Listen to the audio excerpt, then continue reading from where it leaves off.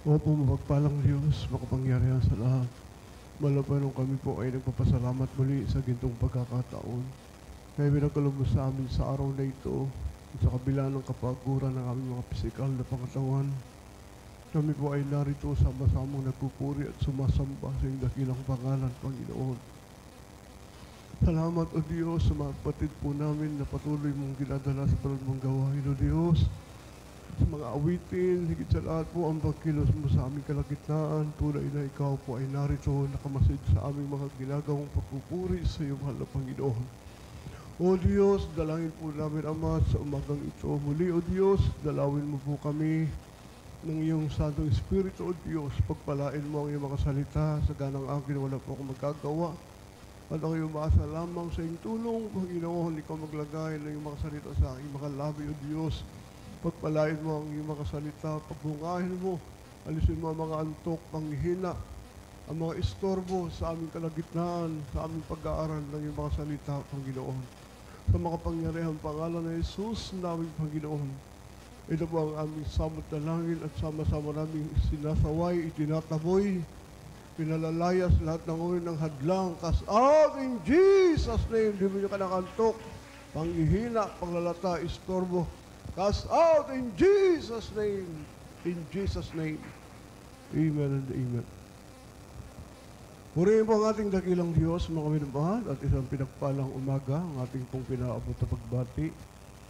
Walang sigit sa lahat po sa ating dakila at pinakamamahal na Panginoong Kristo, ating dakilang Diyos, sa Kanya lamang po ang lahat ng kapurihan, ang karangalan, ang pagpupuri, ang pagsamba, pagdadakila, ay para lamang po sa ating dakilang Diyos. Bigay po natin, mga kapatid, isang gising, buhay, at malakas na palakpak para po sa ating Diyos na buhay. At pangalawa, sa ating minamahal at iginagalang na mga magulang sa Panginoon, ating beloved Honorable Evangelist, World Estrada Almeida, ating butihing pastor, ang man of God, ang propeta ng Diyos na kanyang pinili, tinawag at tinirang sa huling kapanahonan na ito upang gamitin po sa malawak na gawain ng Diyos. Ganun din po sa ating beloved Honorable Assistant Pastor, beloved Mama Dear, na hindi po natin makakalimutan, mga kapatid, ang kanyang mga iniwan, ang mga turo, pangangaral po sa atin.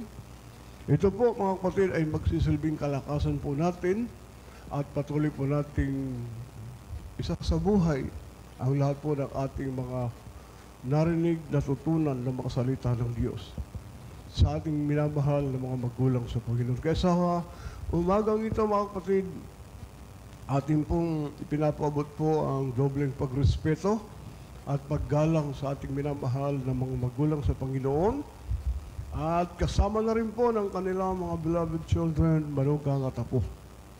Purihin ang ating dakilang Diyos. Binabati din natin ang ating mga beloved elder, mga prayer warrior, mga manggagawa sa banal na gawain ng Panginoon sa aking sambahayan, aking beloved sweetheart, aking mga anak, sa lahat po ng ating po mga awit, manunugtog, sa lahat po ng ating pong matatapat, masigasig na mga kapatiran dito po sa banal na gawain Lucena Outreach, at lahat po ng kapurihan, karangalan, pagpupuri, pagsamba ay para lamang po sa ating dakilang Diyos. Minsan pa nating palakpakan ang ating dakilang Diyos, purihin ang ating mahal na Panginoon. Kunin po natin ang ating mga banal na kasulatan, mga kapatid.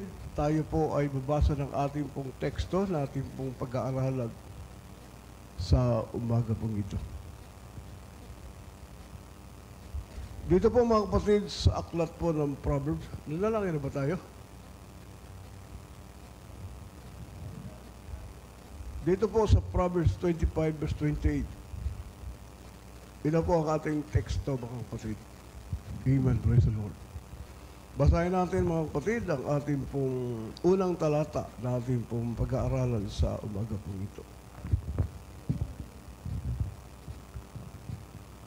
Dito po sa Aklat ng mga Kawikaan, Kapitulo 25, talata 28.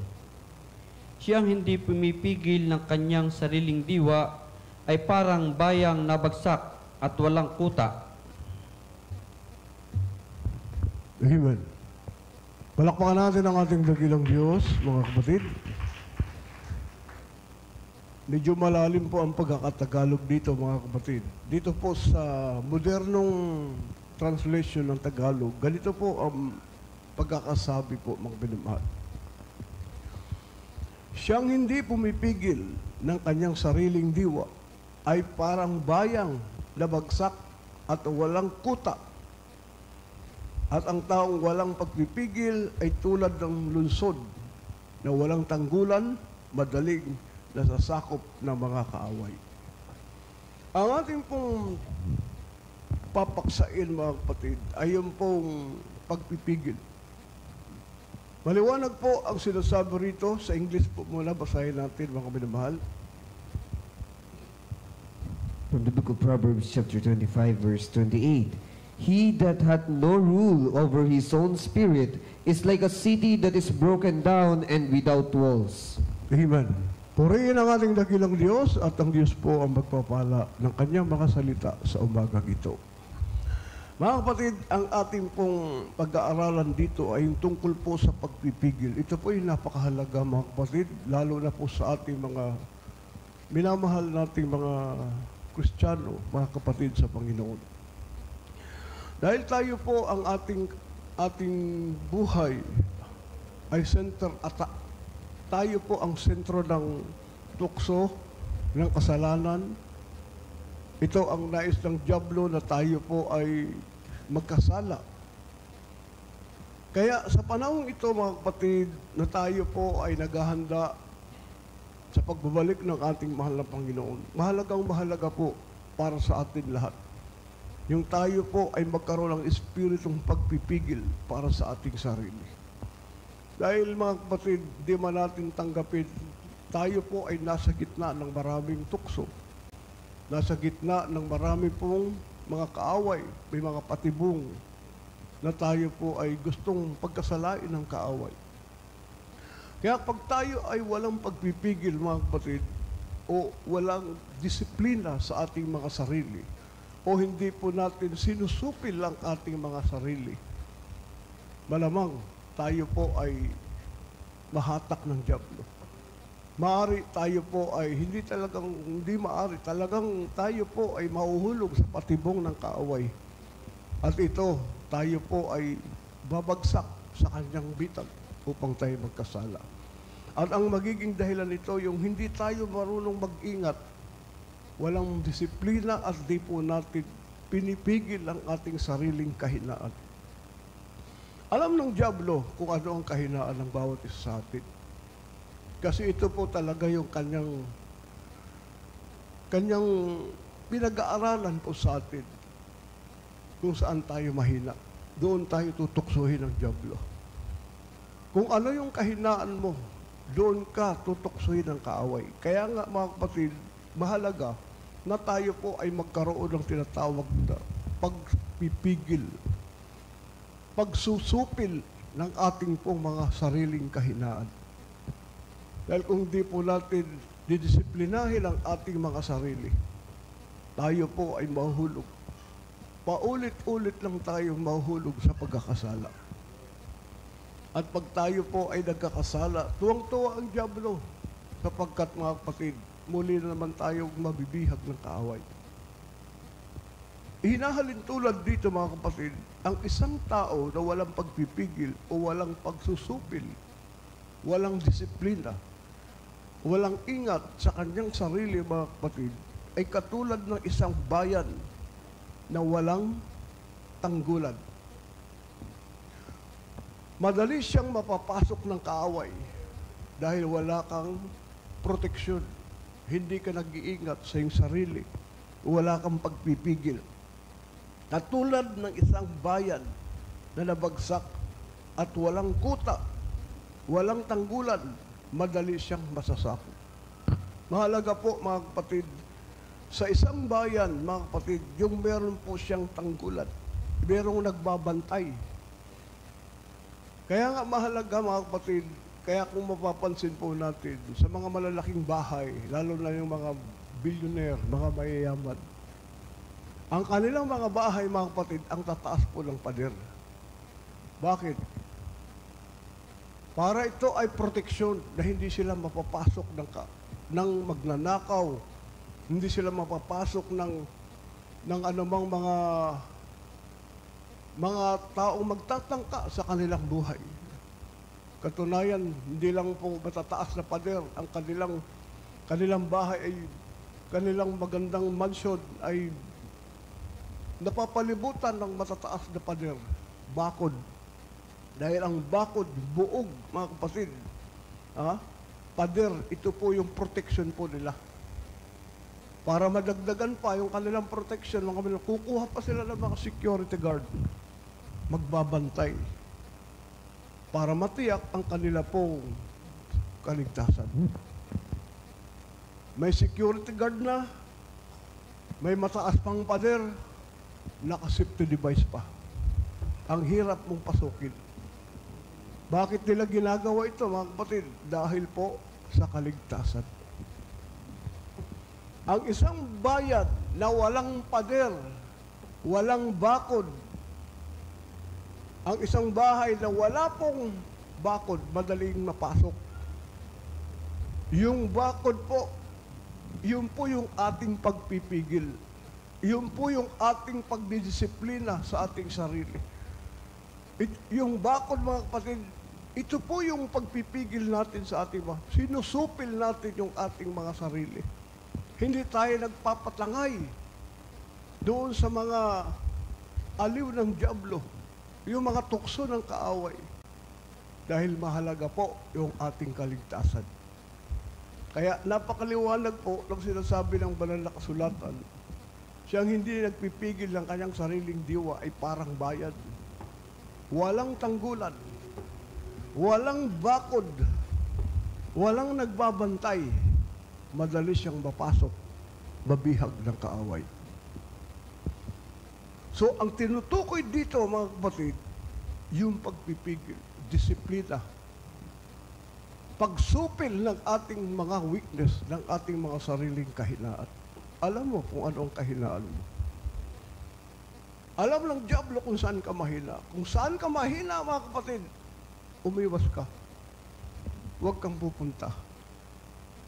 Nakita si Eva at Adan, nahulog sa pagkakasala kasi pumunta ron sa tukso. Pinagbawalan na sila ng Diyos, huwag kayong pupunta ron. Dahil kayo magkakasala. Kung alin yung ipinagbabawal, kung alin yung lugar na hindi mo dapat puntahan, dahil nandoon yung tukso at nandoon ang kahinaan mo, huwag kang pumunta ron. Kailangan natin ng pag-iwas.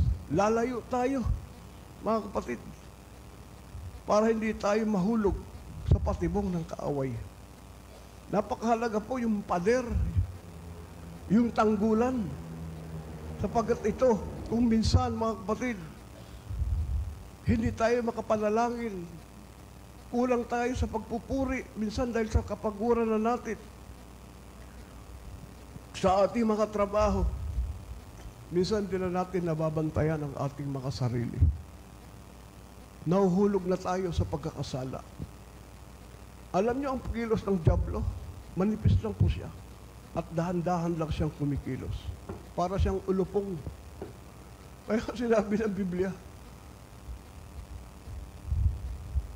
maging matalino kayo. Ang ahas po, dahan-dahan siya kung kumilos. Ganon ang dyablo. Hindi mo siya halata, hindi mo mapapansin. Mapapansin mo lang, bihag ka na ng dyablo. Kaya dapat tayong maging matalino. Kaya nga, ang sabi rito ng banal na kasulatan, kailangan natin ang pag-iwas. Hindi lahat ng tukso, lahat ng pagkakataon, matatag ka, malakas ka. Hindi lahat ng oras, ikaw ay nakapanalangin.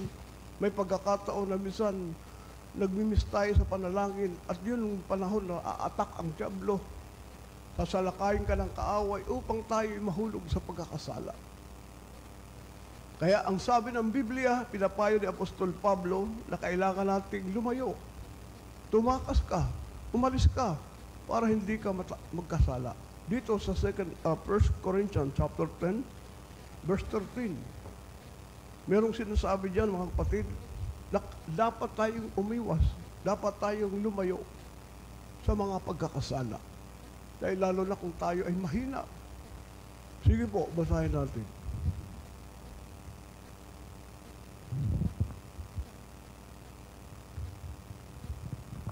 Ito po sa aklat ng mga unang Korinto, Kapitulo 10, talata ay 13. Hindi dumating sa inyo ang anumang tukso, kundi yaong matitiis ng tao. Datapwat tapat ang Diyos na hindi niya itutulot na kayo'y tuksuin ng higit sa inyong makakaya, kundi kalakip din ng tukso ay gagawin naman ang paraan ng pag-ilag upang ito'y inyong matiis. Amen. Palakpakan natin ang dakilang Diyos. Everybody say, praise the Lord! Nangigit sa inyong makakaya. Sabi rito, kalakip din ng tukso ay gagawin naman ang paraan ng pag-ilag. Pag-ilag. Paglayo. Ha? Upang ito inyo mapagtagumpayan. So, yung pinapayo ni Apostol Pablo, kailangan nating umilag. Lumayo. Huwag kang pupunta doon kasi alam ng Diablo, mahila ka doon. Kung ano yung weakness mo, pinag-aaralan ng Diablo para ikaw ay magkasala. Tutuksuhin ka ng tutuksuhin ng Diablo. Halimbawa, ang kahinaan mo pag-inom ng alak. Abay, huwag kang pupunta doon sa sa umpukan ng mga nagiinuman. Makikiumpok ka, makikisawsaw ka doon hanggang sa mapatagay ka na. Kaya dapat aalis ka doon. Huwag tayong pupunta roon kasi yun ang weakness mo eh. Ayan ang sinasabi ni Apostol Pablo. Gagawa tayo ng paraan ng pag-ilag. Lalayo ka. Umiwas ka. Doon sa mga barkada mo sanlibutan, huwag ka nang sumama doon. Kasi magkakasala ka. Yung mga sanlibutan, hatakin ka para magkasala ka. Ngayon kung sama ka ng sama doon, alam mo yung mga taong sanlibutan, anong ginagawa niyan? Puro kasamaan eh. Sasama ka doon, ngayon, madadamay ka sa kanilang kasamaang ginagawa. Para hindi ka magkasala, umiwas ka sa kanila. Huwag kang sasama. So, yan ang sinasabi ni Apostol Pablo. Gagawin naman ang paraan ng pag-ilag upang ito'y inyong mapagtagumpayan. Inyong matiis. Kaya, dapat po natin, mga kapatid, ingatan ang ating mga buhay sapagkat meron tayong kaligtasan. Ito ang sinisira ng Diablo. Tayo yung center attack ng Diablo. Tayo po ang tinutukso at para tayong magkasala. Kaya dapat tayong matalino. Alam natin ang kilos at galaw ng Diablo. Sabi nga ng Biblia, anyo pa lang ng kasamaan, lumayo ka. Huwag kang magkasala. Grabe mga kapatid, kasi nga yung kaligtasan natin ay napakahalaga. At isang paraan lang ang kailangan ng Diablo, yung ikaw ay magkasala para maagaw ang kaligtasan mo. Palakpakan natin ang Panginoon. Kaya kailangan ng pag-ilag, iiwas ka, lalayo ka. Huwag kang sumama, kahit libre pa. Sabi ng barkada mo, ako nang bahala, manood tayo ng sine, ako nang bahala. Inom tayo, ako nang gagastos. Kahit libre pa, maging matalino ka. Huwag kang sasama. Mahalaga yung kaligtasan po natin. Dahil si Jesus, ang ating Panginoon, nasa puso na natin. Kaya ang Diablo po, mga kapatid, gagawa siya ng paraan para ikaw ay maagaw. Para yung kaligtasan may sirain ng Diablo. Kaya yan ang dahilan, kaya naparito ang demonyo, ang Diablo. Para wasakin ang ating pong kaligtasan. Para agawin yung kaligtasan natin. Para mamatay ang ating pag-ibig sa Diyos. Diyan, 10:10 yata yun. Basahin natin mga kapatid. Naparito ang Diablo. Hindi para siya ay pumatay. Ayan, naparito. Umaparito ang magnanakaw, kundi upang magnakaw. Sige, basahin natin. Dito po sa Katanungan, Kapitulo 10, ang talata po ay 10. Hindi pumaparito ang magnanakaw, kundi upang magnakaw at pumatay at pumuksa. Ako'y naparito upang sila'y magkaroon ng buhay at magkaroon ng kasaganaan. Amen! Walakpakan natin ang dakilang Diyos. Everybody say, praise the Lord! Tingnan nyo ang taktika ng Diablo. Ang kanyang misyon, nandyan, nakasulat, pumaparito ang magnanakaw, kundi upang magnakaw. Hindi ang ating dakilang Diyos, hindi ang Panginoong Kristo ang tinutukoy dyan. Yung Diablo po, ang tinutukoy dyan, hindi pumaparito ang magnanakaw, kundi upang magnakaw at pumatay at pumuksa. Ito ang trabaho ng Diablo. Pinapatay niya yung ating kaligtasan, yung ating pag-ibig sa Diyos. Ninanakaw niya yung ating kaligtasan. Dapat tayo maging matalino sa ating kaaway. Dapat alam mo ang kanyang kilos, alam mo ang kanyang galaw para hindi ka malinlang ng kaaway. Ang demonyo walang gagawin kundi ang ikaw ay tuksuin at para ikaw ay magkasala. Ang tukso po ay hindi pa kasalanan. Hello? Hindi kasalanan ang tukso. Ang tukso ay nagiging kasalanan pag ikaw ay sumang-ayon. Pag ikaw ay, pag kinagat mo yung tukso, doon ka magkakasala. Pero ang tukso, hindi pa po kasalanan. Kasi tukso pa lang yun eh. Pag ikaw ay umaksyon, at ikaw ay nagpatangay, nagpalukot, nagpalinlang sa Diablo, yun na po ang kasalanan. Kaya sabi rito, ang ating Panginoong Kristo ay naparito sa lupa upang tayo magkaroon ng buhay, magkaroon ng kasaganaan. Kabaliktaran, ang demonyo ay pumarito para pumatay, pumuksa. Sino ang center attack ng Diablo? Ang mga Kristiyano na mga mainit na talagang masugid na naglilingkod sa Diyos. At ang Panginoon naman ay naparito upang tayo bigyan ng buhay na walang hanggan. Palakpakan natin ang ating mahal na Panginoon. Kaya paano po tayo mga kapatid magkaroon ng tunay na pagpipigil sa ating sarili? Aminin man natin sa hindi tayo po ay mahina. Bilang tao, mga kapatid, tayo ay marupok. Sabi nga ng kanta, ang tao ay marupok. May kantang, ang tao ay marupok. Kay daling lumimot. Mahuhulog tayo sa pagkakasala dahil tayo'y tao. Ngunit mga kapatid, meron pong sinasabi rito sa banal na kasulatan para tayo po ay magkaroon ng tunay na pagpipigil sa ating mga sarili. Ano po ang kailangan po natin? Dapat matakot ka sa Diyos. Iyon po ang tungkulin natin. Pag may takot ka sa Diyos, kaya mong pigilin ang iyong sarili. Kasi ayaw mong magkasala sa Diyos. Kailangan natin na magkaroon tayo ng takot sa Diyos. Kahit umaali-aligid ang tukso. Pag may takot ka sa Diyos. Katulad ni Joseph dito sa Genesis, makikita niyo po, mababasa. Si Joseph, umaali-aligid ang demonyo, yung asawa ni Potiphar, at lagi siyang tinutokso. Ngunit mga kapatid, pag may takot ka sa Diyos, kahit nasa pugad ka ng demonyo, hindi ka talaga magkakasala. Kasi ayaw mo eh. Hello? Pag ayaw mo, mga kapatid, hindi ka talaga matutokso kasi may takot ka sa Diyos. Katulad ni Joseph, ilang ulit siyang tinutokso ng asawa ni Potiphar. Libre na. Tataas pa yung sweldo niya. Wala raw makakaalam. Ngunit mga kapatid, alam ng Diyos dahil meron tayong Diyos na nakatingin sa atin.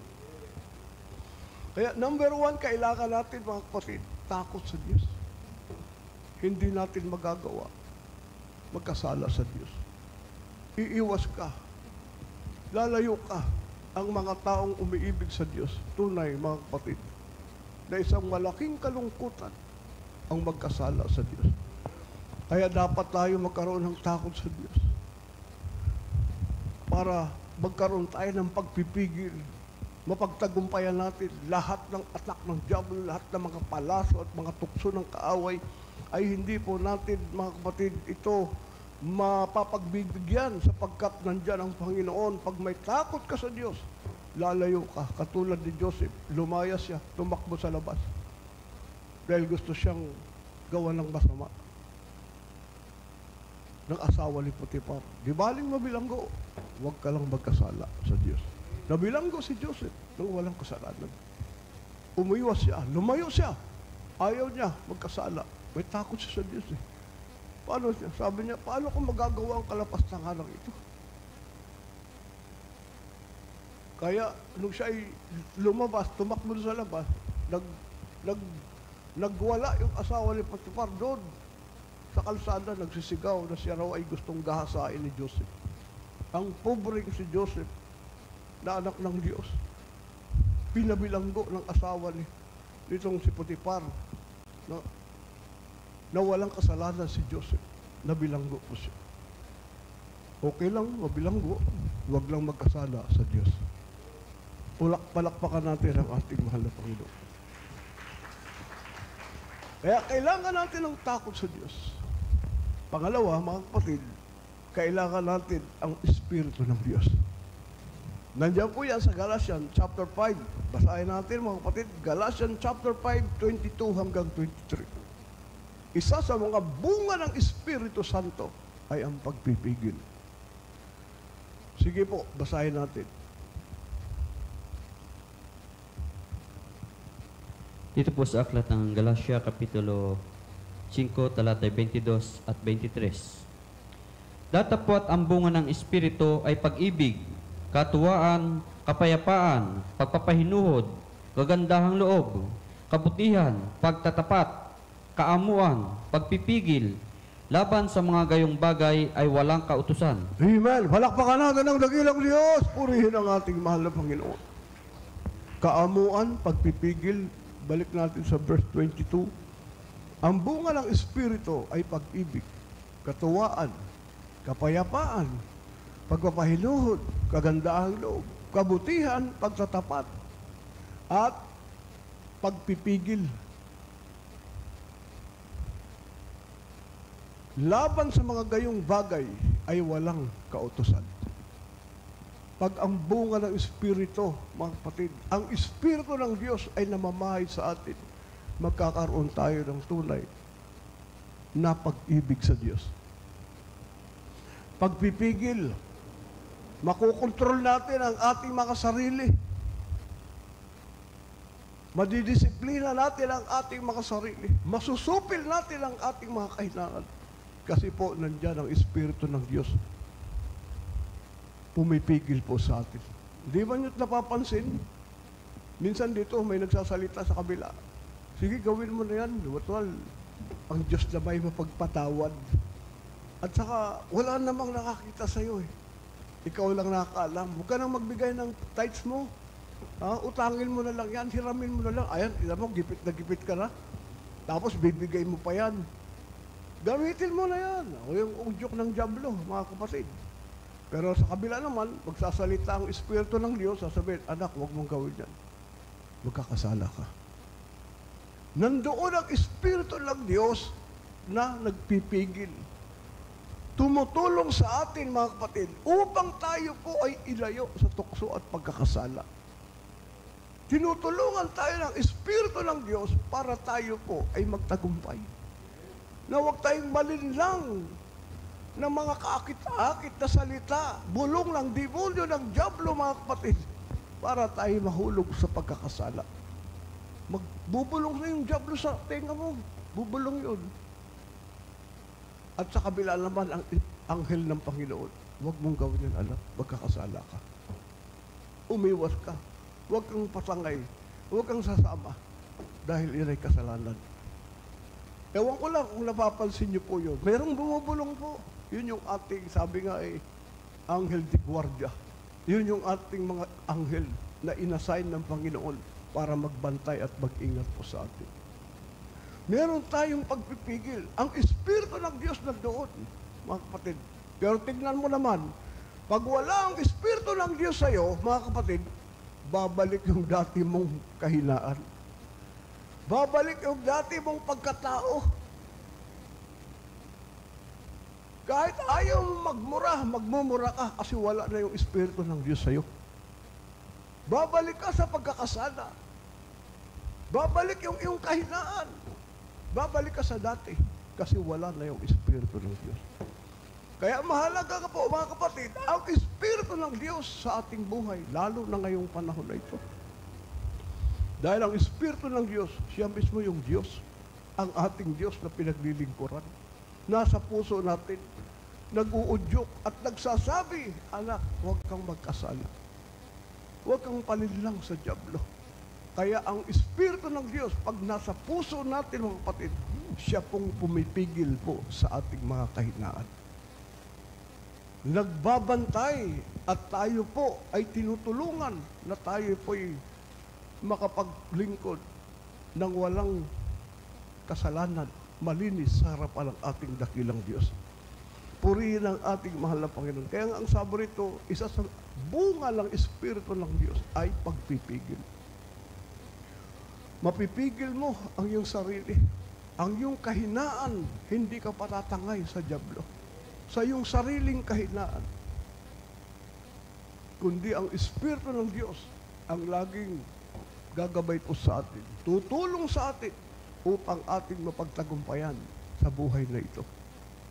Purihin ang ating... Kaya nga mga kapatid, nasain natin na lagi po tayong puspos ng banal na Espiritu ng Diyos. Nasain natin na sa ating mga pagsamba, sa ating mga pananalangin, kailangan natin ang Espiritu ng Diyos. Madama natin sa ating puso.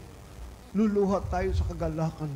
Maramdaman mo na ikaw ay galak na galak kahit ikaw may problema, kahit wala kang pera, kahit ikaw ay inuusig, pag ang Espiritu ng Diyos ay namamahay sa puso mo, payapa ka. Amen? Matatag ka, hindi ka kayang talunin ng dyablo sapagkat ang ating Panginoon sa Kristo, ang Espiritu ng Diyos, nandiyan sa puso mo. Purihin ang ating dakilang Diyos. Kaya nga dito sa Acts 1:8, mga kapatid, sabi diyan na tayo ay bibigyan ng kapangyarihan ng Diyos pag dumating ang Espiritu ng Diyos. Acts 1:8. Sige po, basahin natin. Dito po sa Aklat ng mga Gawa, Kapitulo 1, ang talata po'y 8. Datapot tatanggapin ninyo ang kapangyarihan pagdating sa inyo ng Espiritu Santo, at kayo'y magiging mga saksi ko sa Jerusalem at sa buong Judea at Samaria at hanggang sa kahuli-hulihang hangganan ng lupa. Amen. Palakpakan natin ang dakilang Diyos. Hallelujah! Praise the Lord! Ayan. Pag nandoon na tayo ay puspos ng Espiritu ng Diyos, makakalakad ka sa kalooban ng Diyos. Magagawa mo ang kalooban ng Diyos dahil ang Espiritu ng Diyos na nasa atin, tutulong sa atin upang malakaran natin ang kalooban ng Diyos. Palakpakan natin ang ating Panginoon. Kaya nga kailangan natin ang Espiritu ng Diyos, lalo na sa panahon ito na ang mundo'y pasama ng pasama, sobra-sobra ang kasamaan ng mundo. Kaya kung wala ang Espiritu ng Diyos, hindi natin kaya lumaban. Hindi natin kaya, mga kapatid, na tayo po ay magtagumpay sa buhay na ito. Kaya lamang tayo ay nagiging matatag, nakakatayo at nagpapatuloy dahil ang Espiritu ng Diyos ay nasa atin. Palakpakan natin ang mahal na Panginoon. Purihin ang ating dakilang Diyos. Sabi rito, mga kapatid, ang pagpipigil sa sarili ay katangian ng isang tunay na Kristiyano. Ang pagpipigil po, isa sa mga katangian natin bilang mga anak ng Diyos. Sabi rito, mga kapatid, sa Titus chapter 2, verse 2, sabihin mo sa mga matatandang lalaki na sila ay maging mahinahon, marangal, matiisin, matatag sa pananampalataya. Sige po.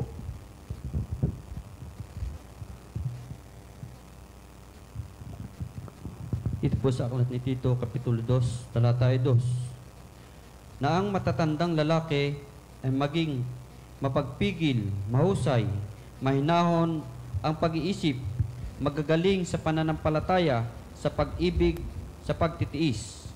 Amen. Palakpakan natin ang dakilang Diyos. Purihin ang ating mahal na Panginoon. Ang matatandang lalaki, hindi po yung ugod-ugod ng mga lalaki, ano po, yung mga matatagal na sa iglesia. Ang tinutukoy dito, mga kapatid, na tayo po na mga matatagal na sa Panginoon. Bumilang na ng 20 years, 30 years. Sila ang tinutukoy. Ano ang sinasabi rito ni Apostol Pablo? Sila ay maging mapagpigil, mahusay, Saan? Sa pananampalataya. Amen? Mahinahon ang pag-iisip, magaling. Magagaling sa pananampalataya, sa pag-ibig, sa pagtitiis. Ito ang sulat ni Apostol Pablo, na tayo po, lalo na tayo mga matatagal na, nag-iintay sa pagbabalik ng Panginoon. Kailangan natin tayo po ay maging mapagpigil sa ating mga sarili. Sayang naman, kasi kung kailan darating na ang Panginoon at nariyan na, saka lang tayo manglalamig. Magpapabaya sa ating pong mga paglilingkod na ito, sayang po ang ating nasimulan. Kaya isinusulat ni Apostol Pablo, ginigising tayo at hinihimok na tayo po ay maging mapagpigil hanggang sa dumating ang Panginoon. Sabi rito, sa pagpipigil ay naroon yung pagtitiis. Dagdagan pa natin ang ating talata, 2 Peter chapter 1 verse 6. Nasabi rito mga kapatid, sa kaalaman ay ang pagsusupil sa sarili, sa katatagan, ang pagpapakabanal. Sige po.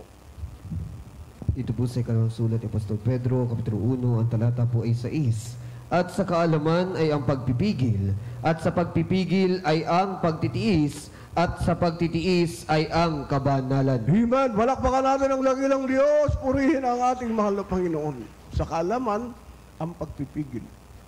Ibig sabihin, kung tayo po ay puspos ng banal na Espiritu ng Panginoon, mga kapatid, ay naroon po yung karunungan, kaalaman na ibinibigay sa atin ng Diyos.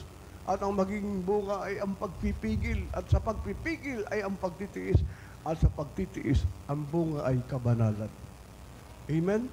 Habang tayo nagtitiis sa paglilingkod sa Diyos, tayo ay nagiging, kumbaga ay hinuhulma ng Diyos. Dahil sa mga pagsubok, sa pagtitiis natin, sa pagpapatuloy, nagiging hinuhulma tayo, hinuhubog tayo ng Diyos, nilililok tayo na maging isang sisidlang kapuri-puri, banal, kaaya-aya sa ating dakilang Diyos. Yung pagpipigil, mga kapatid, sabi rito ay bunga ng ating pagtitiis. Natututo tayong magtiis, nandoon yung pagpipigil. Ayaw nating magkasala, lumalayo tayo mga kapatid. Ano ang magiging bunga? Kabanalan. Palakpakan natin ang ating dakilang Diyos. Kaya, ito ang sinusulat ni Apostol Pablo. Ang mga katangian ng isang tunay na Kristiyano, mga kapatid, ay nandoon yung pagpipigil. Kaya nating disiplinahin ang ating mga sarili. Katulad, mga kapatid, ng sinasabi ni Apostol Pablo, sinusupil niya ang kanyang sarili.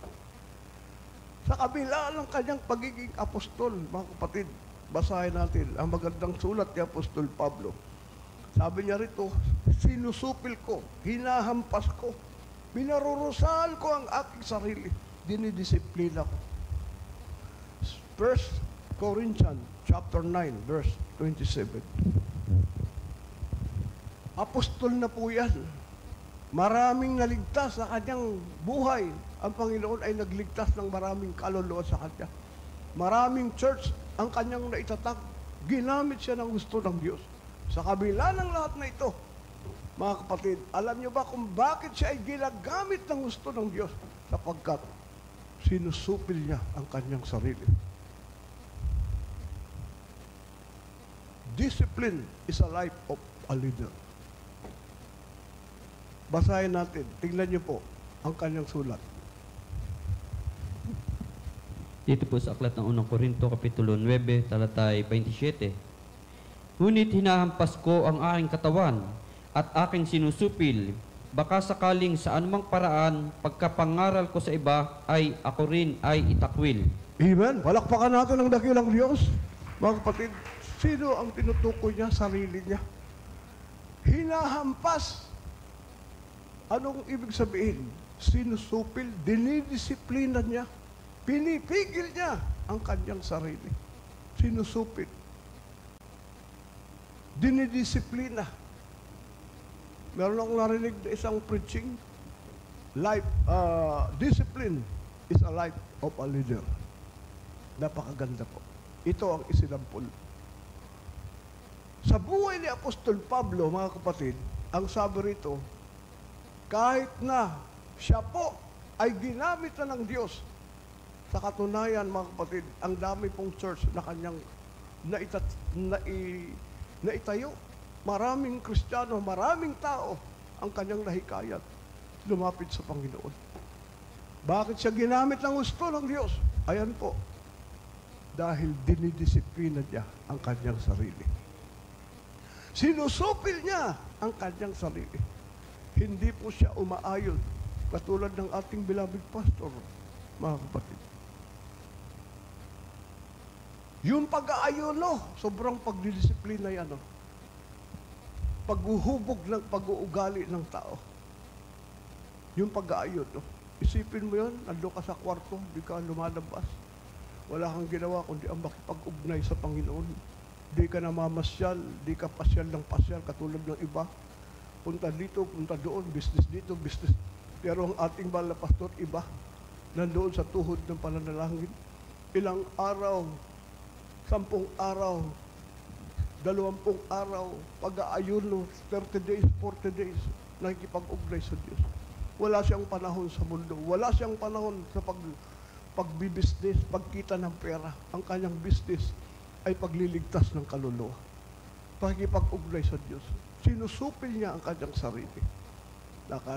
Nakita naman natin ang naging resulta. Ito, pinagpala ng Diyos, ang gawain ng Diyos. Dahil ang ating beloved pastor, mga kapatid, sinupil niya ang kanyang kahinaan. Sa katunayan, mga kapatid, sinasabi ng beloved Mama Lor, ang kahinaan ng mga pastor, babae. Yun ang kahinaan ng mga pastor. Pero dahil sa kanyang pagsusupil, pagdidisiplina sa kanyang sarili, hindi po yun tumitingin sa sister. Umiiwas po yun, mga kapatid. Hindi yun nakikipagkamay sa mga sister. Talagang lumalayo ang ating beloved pastor. Makikita niyo sa kanyang buhay. Yung tinatawag na discipline. Pagsupil, pagpipigil sa kanyang sarili. Alang-alang po sa paglilingkod sa Diyos. Kaya ito naman si Apostol Pablo, sabi niya, hinahampas ko, pinaparusahan ko, sinusupil ko, dinidisiplina ko ang aking sarili.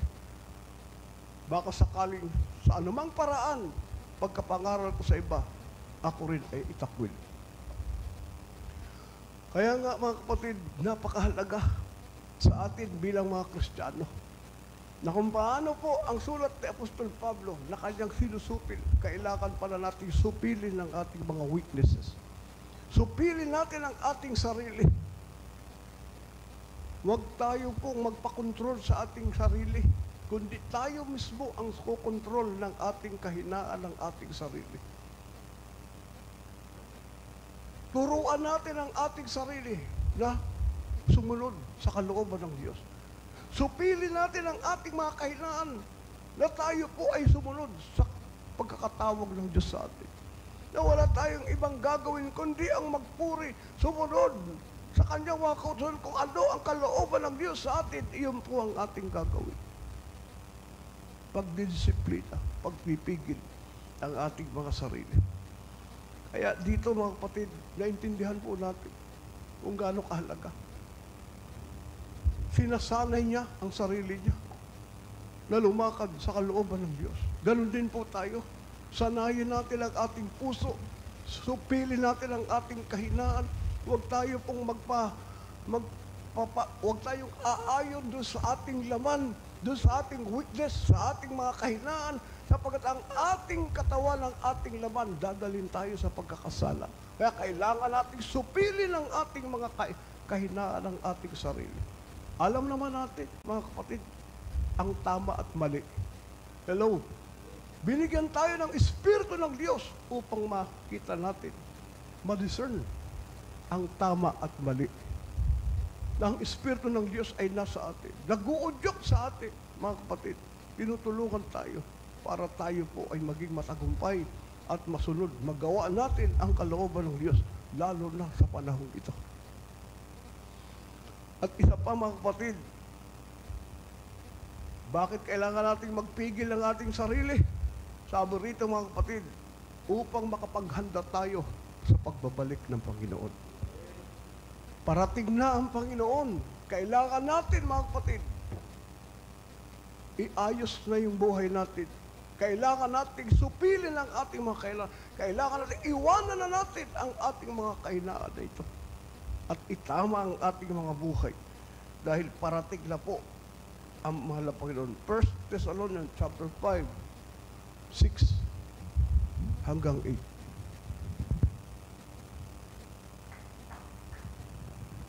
Dito po sa aklat ng unang mga taga-Thessalonica, Kapitulo 5, ang talata po ay 6 hanggang 8.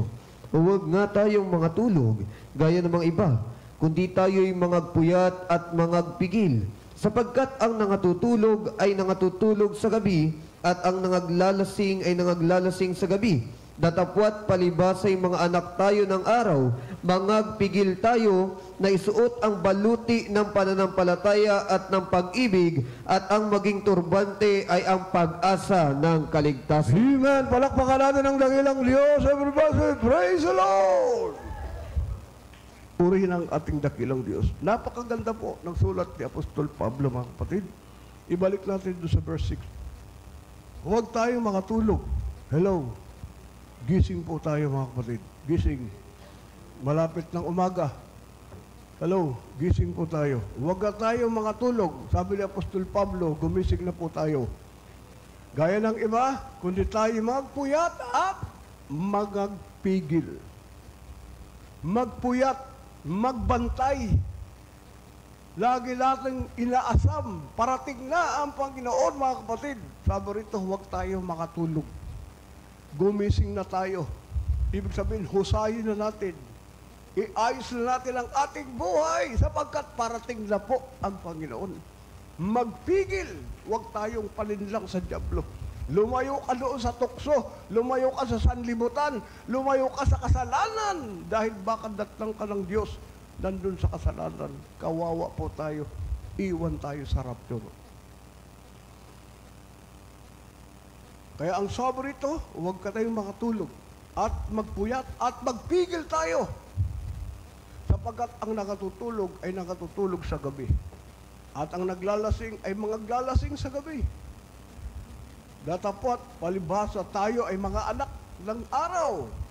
Mangagpigil tayo at isuot ang baluti ng pananampalataya at ng pag-ibig, at ang maging turbante ay ang pag-asa ng kaligtasan. Wow! Palakpakan natin ang ating mahal na Panginoon. Purihin ang ating dakilang Diyos. Mga kapatid, mag-uumaga na po. Kumbaga, magwawakas na ang mundo. Patapos na ang sanlibutan. Purihin ang ating dakilang Diyos. Kaya tinutukoy ni Apostol Pablo, magagpigil tayo. Supili natin, disiplinahin natin ang ating sarili. Lumakad tayo sa kaliwanagan. Lumakad tayo ayon sa kalooban ng Diyos. Sapagkat parating na po ang mahal na Panginoon.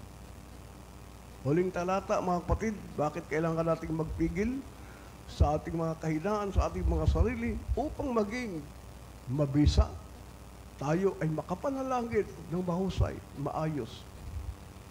Dito po sa 1 Peter chapter 5, verse 7.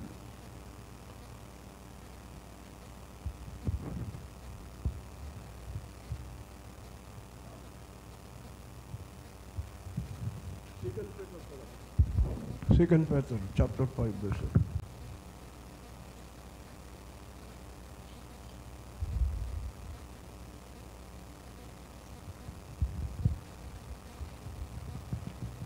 Ito po sa aklat ni unang Pedro, Kapitulo 5, talata 7.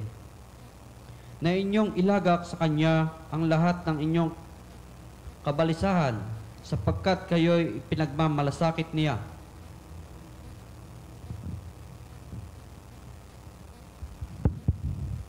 Mali po yun. 1 Peter chapter 4, verse 7. Dito po sa aklat ng unang Pedro, Kapitulo 4, talata 7. Ngunit ang wakas ng lahat ng mga bagay ay malapit na. Kayo'y mangagpakahinahon at mangagpuyat sa pananalangin. Amen. Palakpakan natin ang dakilang Diyos, purihin ang mahal na Panginoon. Sabi rito na tayo po ay patungo na sa kawakasan ng mundo. Ang mga bagay ay malapit nang maglaho, magtapos. Sabi rito, tayo ay magpakahinahon at magpuyat sa pananalangin. Pag tayo po ay naroon sa ating mga pagpipigil, ang ating mga sarili, sinusupil natin, ayaw nating magkasala. Mga kapatid, ang ating mga panalangin ay tunay na epektibo. Napakabisa ng ating mga panalangin kasi alam mong malinis ka sa harapan ng Diyos. Walang hadlang, walang sagabal ng ating mga panalangin. Alam natin na pinapakinggan at tinutugon ng Diyos. Kaya sa mga huling araw na ito, mga kapatid, ang sabi rito, tayo po ay magpigil, magpakahinahon, supili natin ang ating mga sarili. Huwag tayong magpapatangay sa mga tukso ng dyablo, ng ating laman, ng sanlibutan, mga kapatid. Magpakabanal tayo sapagkat malapit na po parating na ang mahal na Panginoon. Kaya't iayos na natin ang ating mga buhay, ang ating mga sarili, para sa pagdating ng Panginoon, mga kapatid, tayo po ay madatang karapat-dapat sa ating Panginoon. Tayong lahat po ay tumayo, mga kapatid, at tayo po ay manalangin sa ating Panginoon. Nanawa ang mga salita ng Diyos, mga kapatid, ay matanim sa ating mga puso. At ang sabi ng banal na kasulatan, ang isang taong walang pagpipigil sa kanyang sarili ay katulad siya ng bayan, parang bayan na mababagsak at walang kuta. Ang taong walang pagpipigil tulad ng lungsod, madaling mapapasok. Kaya't maging itanim natin sa ating puso ang isang bayan na walang tanggulan, walang bantay, walang pag-iingat, madaling napapasok ng dyablo at mahuhulog sa pagkakasala. Kaya dapat tayo magbantay, dapat tayo mag-ingat, at dapat po tayo magpigil sa ating mga sarili. Umawit po tayo, mga minamahal, at habang tayo po umaawit sa umagang ito, purihin natin ang ating dakilang Diyos, at siya po'y ating pasalamatan. Purihin natin ang Diyos magitan ng awiting ito, at iparating natin sa Kanya ang lahat ng ating mga problema, ang lahat ng ating kabigatan, ating mga pinagdaraanan sa panahong ito. Mga kapatid, patuloy tayong manalangin at magpuri sa ating dakilang Diyos.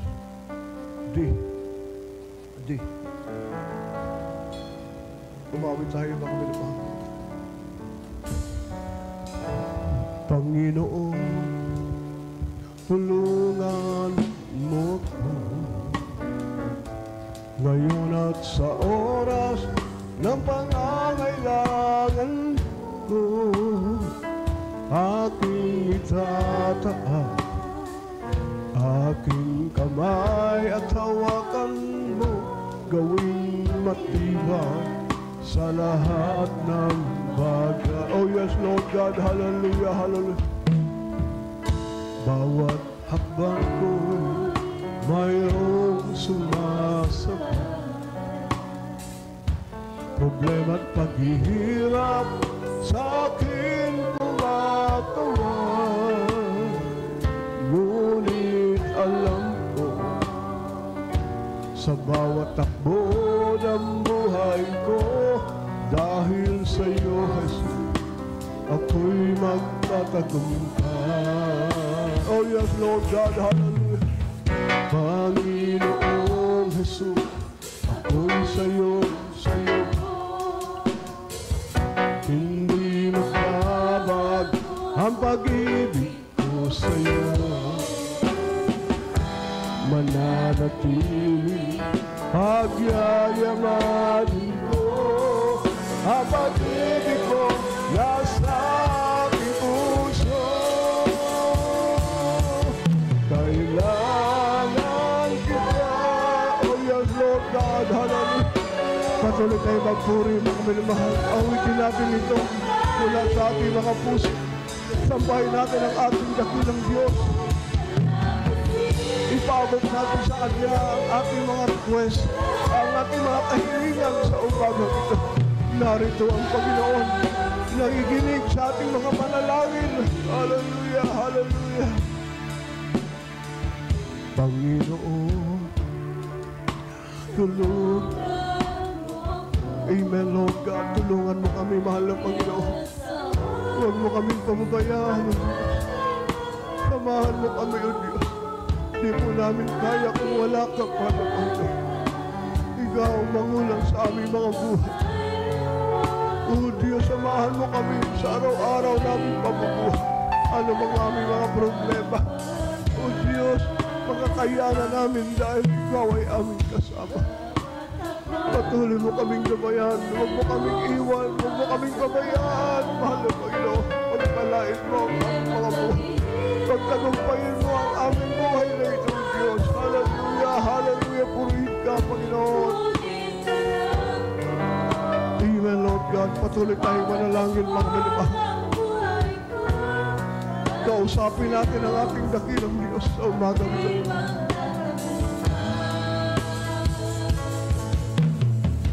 Panginoong Jesus, ako'y sa'yo. Hindi magbabago ang pag-ibig ko sa'yo.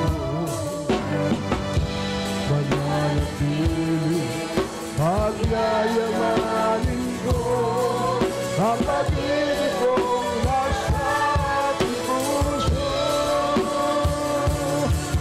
Kailangan kita, oh yes, Lord God, kailangan ka namin, Panginoon. Tulungan mo ang bawat sa amin, O Diyos. Tulungan mo ang mga anak. Huwag mo kami iwan, huwag mo kami pabayaan, O Diyos. Hallelujah, hallelujah. Pagsubok hanggang sa'yo pagbabalik na, Lord God, hallelujah. Kailangan kita, aming Panginoon, sa mahabang lakbayin, Jesus.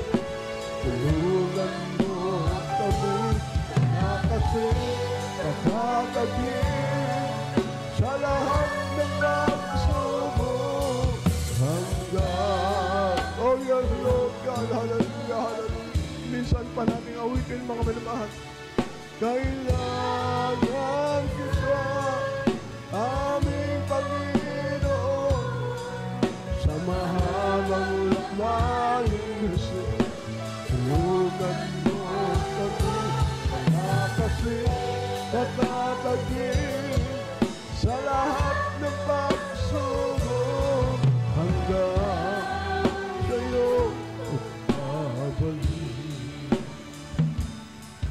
Hanggang sa'yo pagbabalik. Hanggang sa'yo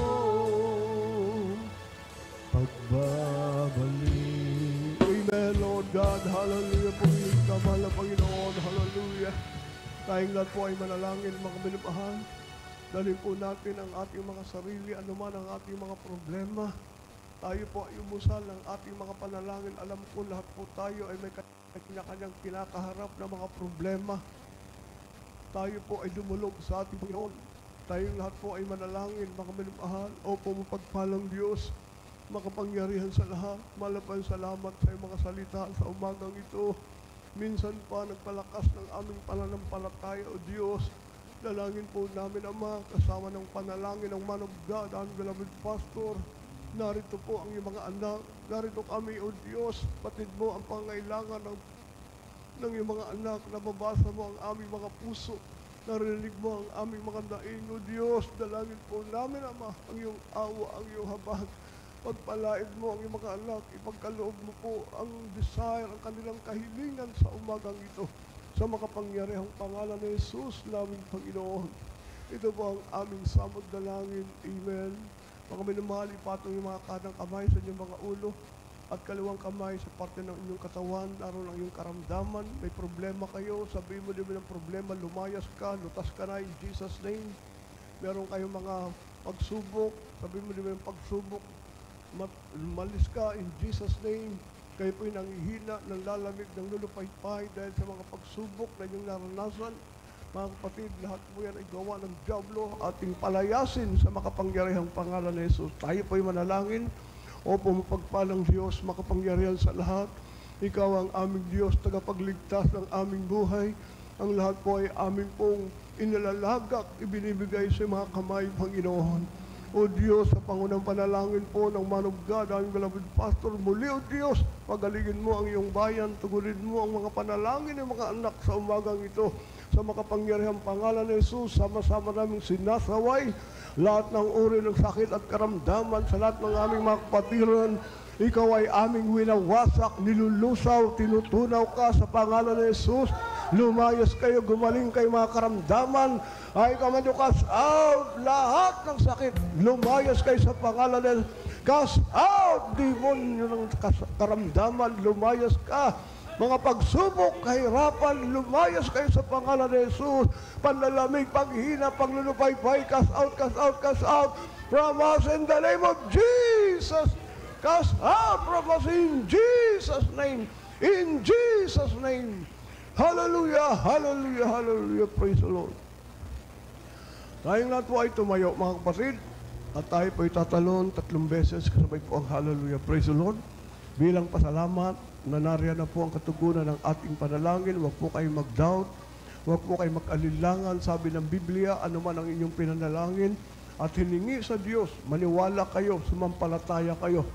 Ang kinin nyo na yan ay natanggap nyo na at matatanggap nyo na. Amen? Tayo po'y tatalon sapagkat nariyan na po, tinugunan ng Diyos ang ating mga panalangin at ating hinihintay na po. Amen? Tayo po'y tatalon 3 beses, kasabay po ang hallelujah, praise the Lord. Tumalon po tayo! Hallelujah! Hallelujah! Hallelujah! Hallelujah!